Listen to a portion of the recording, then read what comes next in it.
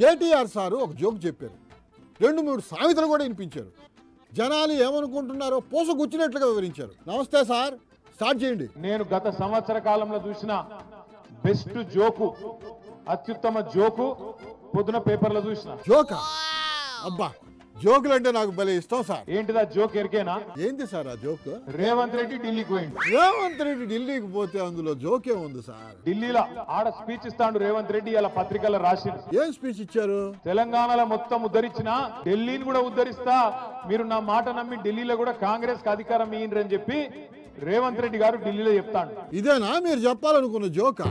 అబ్బా, ఏదైనా నవ్వొచ్చే జోక్ ఒకటి చెప్పండి సార్. ఇక్కడికి వచ్చిన మా ఆడబిడ్డలను నేను అడుగుతున్నా, మీరు జవాబు చెప్పాలి. మీరు అడగండి సార్, వాళ్ళు టకా టకా చెప్పేస్తారు. అమ్మ కన్నం పెట్టినోడు చిన్నమ్మకు బంగారు గాజులు చేయిస్తాడా? చెప్పండి అమ్మా. సార్ ఏందో అడుగుతా ఉన్నాడు, చెప్పండి. చేయిస్తాడా చేయించడా? ఆలోచిస్తారు ఏందమ్మా, చెప్పండి. చేయిస్తాడా? వాళ్ళని ఎందుకు ఇన్వాల్వ్ చేస్తారు సార్? ఆ జవాబు కూడా ఏదో మీరే చెప్పేస్తే పోలా. చేయించాడు. అమ్మయ్యా, మొత్తానికి ఒక ప్రశ్నకి జవాబు తెలిసింది. కూట్ల రాయి తీయనోడు ఏట్ల రాయి తీస్తాడా? భలే సామెతలు పట్టుకొస్తారు సార్ మీరు. తెలంగాణను ఉద్ధరించినోడు అంటే ఢిల్లీలో ఉద్ధరిస్తాడా? పోయి అట్టా ఎట్టా ఉద్ధరిస్తాడు సార్? ముందు ఇంట గెలవాలా, తర్వాత రచ్చగలవాలా అన్నారు పెద్దలు. అబద్ధాలు చెప్పొచ్చు నా ముఖ్యమంత్రి అంటోడు. ఏం అబద్ధాలు చెప్పాడు సార్ ముఖ్యమంత్రి గారు? 6 గ్యారెంటీలు అమలు చేసేసిందట, అయిపోయిందట. అయిపోయిందా? మీకు తెలియకుండానే అమలు చేసి పారేశారా ఏందా? ఇప్పుడే చెన్నమ్మ చెప్పింది. ఏమి చెప్పింది సార్ చెన్నమ్మ? చెన్నమ్మకు బాగా కోపం వచ్చింది. ఎందుకు కోపం వచ్చింది సార్ చెన్నమ్మకి? వీడు లంగున్నాడు, రుణమాఫీ చేసినా అని చెప్తుండు.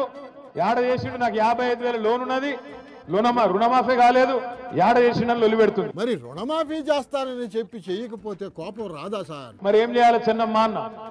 ఏం చేయాలి? మరి నువ్వు అన్నది నేను చెప్తా, అయితే నా మీద కేసు పెడతారు మళ్ళా. వద్దు సార్, మీరు చెప్పాకండి, అనవసరంగా మళ్ళీ ఇంకో కేసులో ఇరుక్కుంటారు. ఇక ఒక మాట అన్నది కనుక నేను అన్నా చెన్నమ్మను, బాగా వైలెంట్ ఉన్నావు, ఏం సంగతి, నువ్వు ఏ ఊరని అడిగితే. ఏ ఊరంట సార్ చెన్నమ్మది? జర ఆ ఊళ్ళో కొద్దిగా గరం ఉంటారన్న మనుషులందరని చెప్తున్నాడు మా తమ్ముడు అవినాష్ రెడ్డి. ఆ ఊరు పేరు చెప్పట్లేదు మీరు. ఇంతకీ ఏ ఊరు సార్ వాళ్ళది? ఏ ఊరు రాది? గుమ్మడిగూడెమా? కొద్దిగా జాగ్రత్తగా ఉండాలి కుమ్మరిగూడెం వాళ్ళతో. అమ్మో, అయితే జాగ్రత్తగానే ఉండాలి. 6 గ్యారెంటీలు అన్నాడు, 6 గ్యారెంటీ అమలైంది. ఏందా 6 గ్యారెంటీ? ఏదా 6 గ్యారెంటీ? ఏంది? Free bus. ఫ్రీ బస్సు ఎలా అమలవుతుంది సార్? ఇక బస్సు ఆపుతుర్రా లేదా నాకు తెలియదు. ఇక మరి కొంతమంది ఏమో మరి రత్నమ్మనే వచ్చి లొల్లి పెడతాను. రత్నమ్మ ఎందుకు లొల్లి పెడతాంది సార్? ఏం కావాలంటే రత్నమ్మకి? మా ఊరికి బస్సే దిక్కులేదు, ఫ్రీ బస్ ఎక్కడదని ఆమె లొల్లి పెడతాను. అయ్యో, వాళ్ళ ఊరికి బస్సే లేదు అసలు? రత్నమ్మని మాట్లాడిస్తే ఇప్పుడు నన్ను మాట్లాడించట్లేదు. వద్దు సార్, మీరే మాట్లాడండి. ఇప్పుడు ఇక్కడ ఎవ్వలకు మైక్ ఇచ్చినా మీరు తిట్టే తిట్లకు రేషం ఉన్నోడైతే ఇంకోడైతే ఆయనతో ఒక బకెట్లో నీళ్ళు నింపుకొని దుంకి చచ్చిపోతాడు.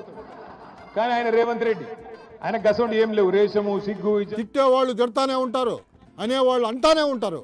అవన్నీ పట్టించుకుంటే ఆయన సీఎం ఎట్టా అవుతాడు సార్?